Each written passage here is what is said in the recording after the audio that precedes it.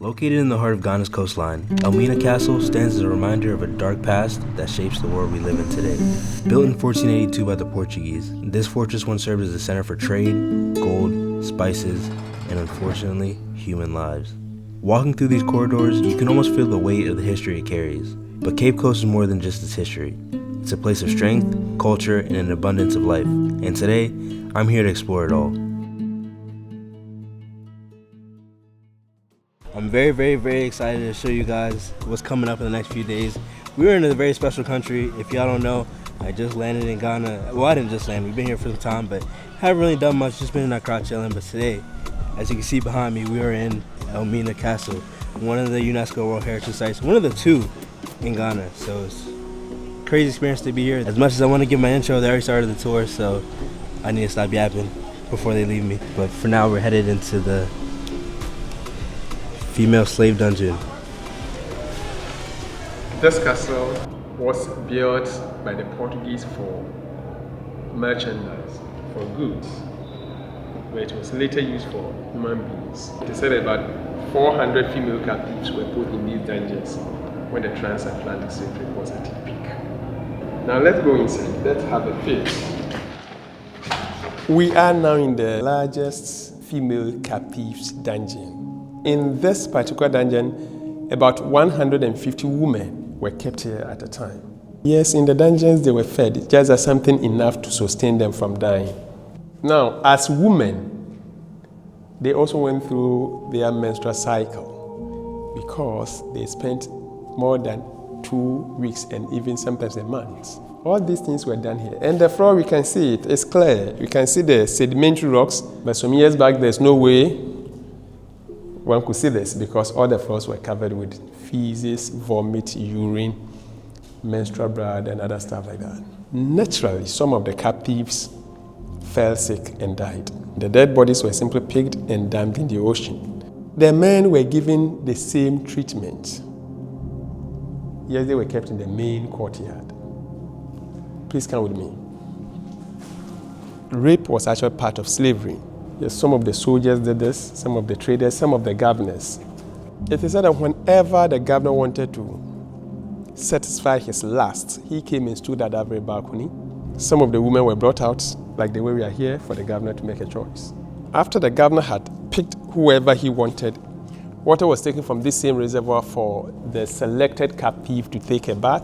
So the person was secretly taken from here to go to the last floor, that's the governor's quarters. Now, after the rape, they brought her back just for her to be with the other captives, or she was brought back to wherever she was picked. And it is said that some of the female captives, as a result, became pregnant. So when the ships came, those who were found pregnant were sent to the town for them to stay there to give birth. And when the children grew up, they brought them back to the castle for schooling. That is how formal education was actually introduced in Ghana. Those children were named by the Europeans. Therefore, they were given European names, such as Van der Poel, Van Dyke, Vieira, Vroom, Brown, De Heer, Boham, Battels, Johnson, Davison, Simpson, Ferguson, Compson, Thexton, Branson, York, Mears. You know, such names, just to mention a few. You know, 8 cannonballs like this were here back then. They were used to punish the female captives who put up a fight. They simply brought those women here. They tied the chains to their ankles and they left them here. And as they were here, they were not giving food, they were also not giving water. You know, this kind of punishment was only given to the women. But the male captives, or the men who, in their own small ways, tried to save themselves, as said, were killed in the condemned cell. So the very number to be transported at that moment were simply brought out from the dungeons and then forced through that tunnel to go to the room of no return. It's crazy, bro. This was the last point for our ancestors. And it is not the last point for you and I. Our brothers and sisters in the diaspora who came yesterday, who are here today, and who are going to come tomorrow, have changed the narrative from door of no return to door of return. It was a promise made by our ancestors that they will return in the form of their children and their grandchildren, like what we see here today. And Sankofa, which literally means go back to your roots, will forever be the motto for all the Africans in the diaspora. From here, some of our ancestors were sent to Brazil, some were sent to Suriname, Haiti, Java, Guyana, Bahamas, Sumatra, Jamaica. In fact, they spread all over the world. It is not for nothing that we are here. We are here for a purpose. We are here because we are called to come. And we are here to put smiles on our ancestors' faces. Yes, we say, may their souls continue still rest in perfect peace. The door of no return. This history is not being told to remember the suffering that our forefathers went through. It is not being told to open old wounds. It is again told to bring us together, to accept that we cannot change the past, but we must reflect on the past to build a better future. So let this history guide us to avoid division. Let's always stay together. As the saying goes, united we stand, divided we fall. Wow. So that is the end of our tour of the Elmina Castle. I've learned about this place in school. I've learned about this place from friends, through family, but being here and seeing it is a completely different experience. I knew the slave trade was wild, bro, but some of the stuff that God was saying was ridiculous. I feel so bad for them. Like he was saying, like the door of no return, transition into the door of return, so it feels good to finally return back to my roots. Elmina Castle is an important piece of living history, one that shows the tragic and powerful backstory of my people. But this is only a small portion of what Ghana's central region has to offer, so that means the journey is far from over.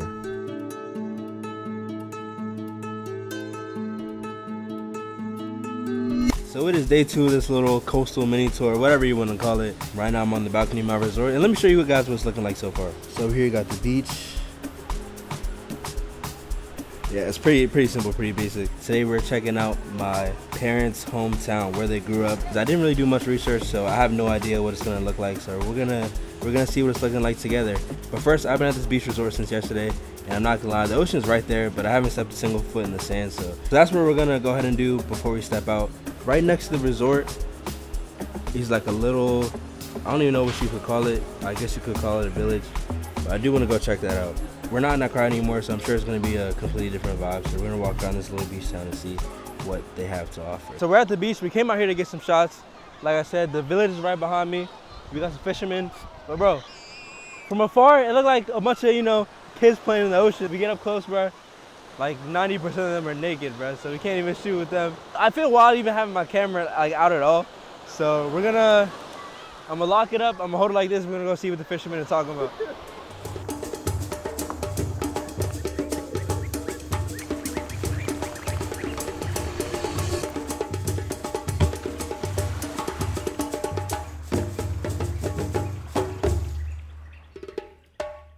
Now, it's time to head to somewhere very special, Komenda, the village where my parents grew up and where their stories began. Located along Ghana's coastline, Komenda is a small but very historic fishing town. For generations, the ocean has been the lifeblood of this community, with fishing being the main source of food and income for many families living here. Behind every catch, every trade, and every item sold, there's a story, and today, I want to hear theirs.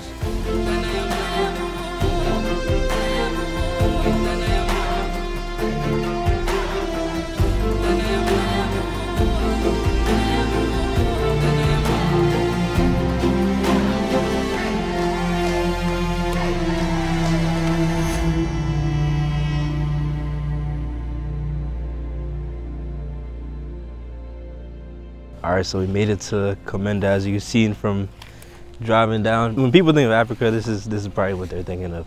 But yeah, so we just linked up with my aunt. I don't know where we're going right now. I think we're gonna take a little tour. We're gonna walk around, see where my parents came from.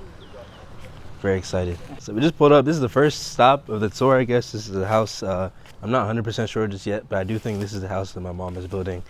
But let me go ask. Let me double check. So pretty much this is one of our land plot properties projects. We're pretty much building, I want to say a dormitory, or pretty much like apartments for the university that is around here, Komenda College. Komenda College, yeah. So yeah, so we're trying to set it up so the students would have somewhere to stay, like little apartments, setting up. It's still in the works. How long does it usually take to build something like this? Like, how much money you got? Yeah, let's say you're money ready. All the money way ready, it'd be done in like 6 months. Damn, And how much would that cost? This probably about 60K. That's it? Yeah. Wow. Just because we're in the village. Yeah, yeah. If we go down to the city, that'd be like 100K. Soon we're about to have a first global property in Ghana. Global property in the village is crazy. That would be tough though. We'll give everyone free accommodation as long as they subscribe and watch every video all the way through without skipping ads and comment 3 times per video. How many people are staying here? 50 people. 50? Two levels. It's not enough.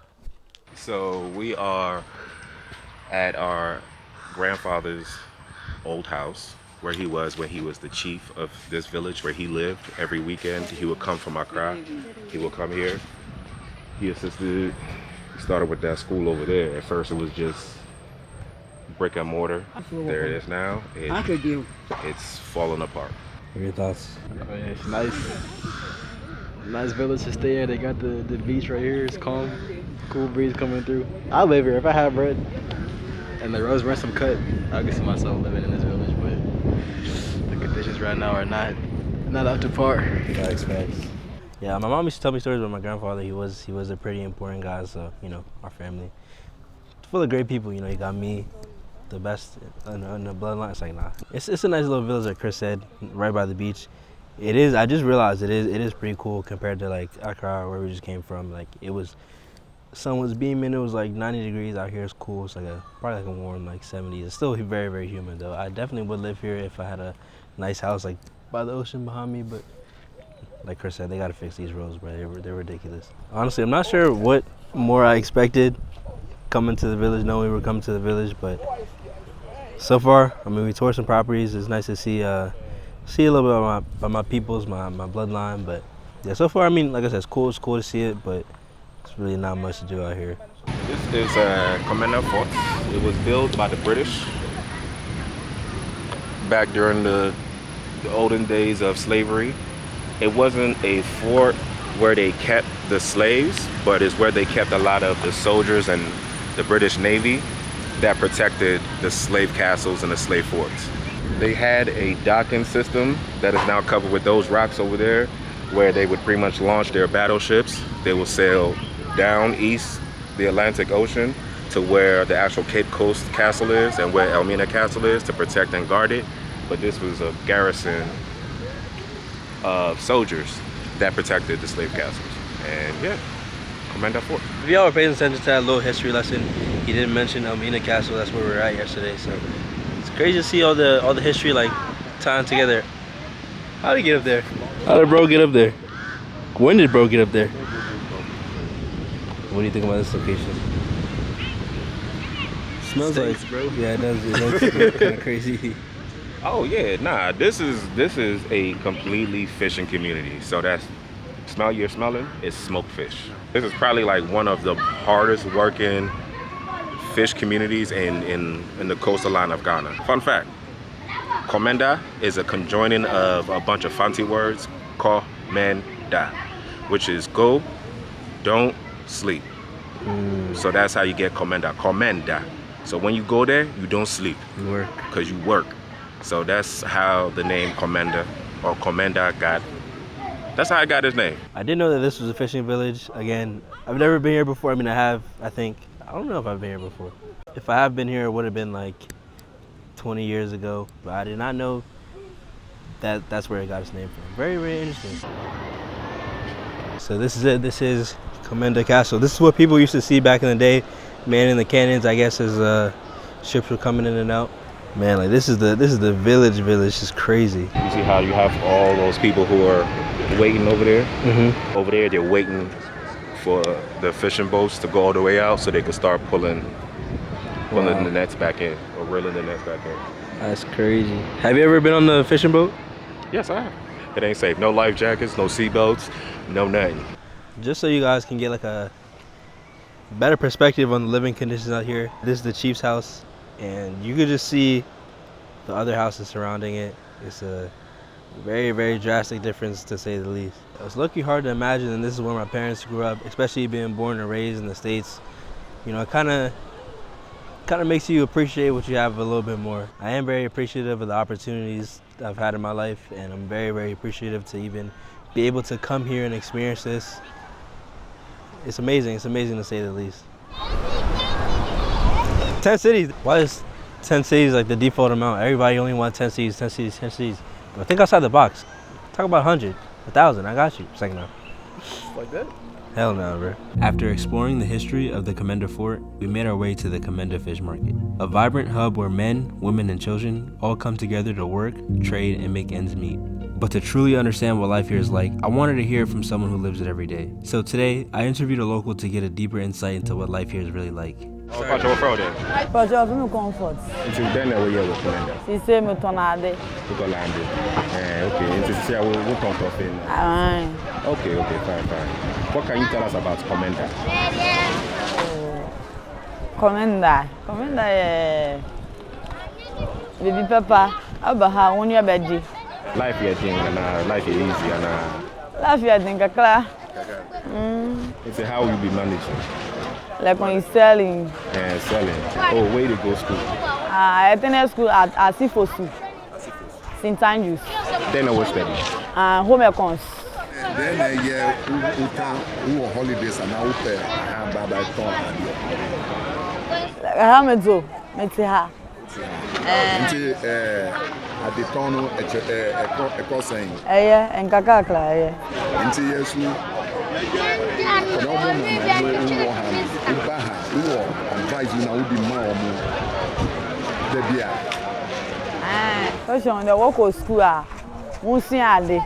and pay attention to the teacher. I hope you guys enjoyed coming along on this journey with me. If you made it to the end of the video, I just want to say you're a real one. I hope you enjoy seeing a part of my roots and experiencing the culture and history of the country where I came from. But most importantly, I want to thank you all for watching this video, and I'll catch you on the next one. Peace out. I carry God so I cannot. Let me increase in the